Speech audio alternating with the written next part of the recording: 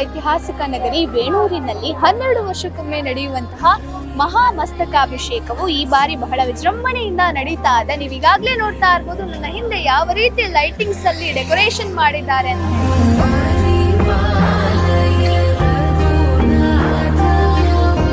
8ನೇ ದಿನವಾದ ಇಂದು ವೇಣೂರಿಗೆ ನಾವು ಆಗಮಿಸಿದ್ದೀವಿ.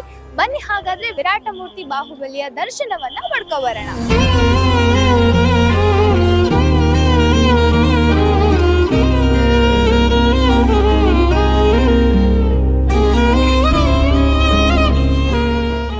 ಪ್ರಸಿದ್ಧ ವೇಣೂರಿನ ಬಾಹುಬಲಿಗೆ 12 ವರ್ಷಕ್ಕೊಮ್ಮೆ ನಡೆಯುವಂತಹ ಮಹಾಮಸ್ತಕಾಭಿಷೇಕ ಬಹಳ ವಿಜೃಂಭಣೆಯಿಂದ ನಡೀತಾ ಇದೆ. ಸಾವಿರಾರು ಜನ ವೇಣೂರಿನಲ್ಲಿ ಈಗಾಗಲೇ ಸೇರಿರುವಂತದ್ದು. ಅದೇ ರೀತಿ ವೇಣೂರಿನ ಹೊರಗಡೆ ಯಾವ ರೀತಿ ಡೆಕೋರೇಷನ್ ಅನ್ನ ಮಾಡಿದ್ದಾರೆ ಅನ್ನೋದನ್ನ ಕೂಡ ನೀವು ಈಗಾಗಲೇ ನೋಡ್ತಾ ಇದ್ದೀರಿ.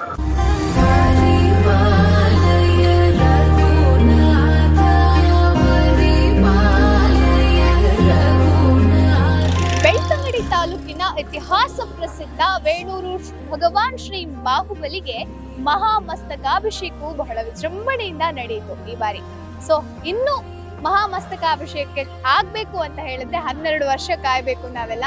ಸೊ ಈ ಬಾರಿಯ ಮಹಾಮಸ್ತಕಾಭಿಷೇಕ ಬಹಳ ವಿಜೃಂಭಣೆಯಿಂದ ನಡೆದಿದೆ.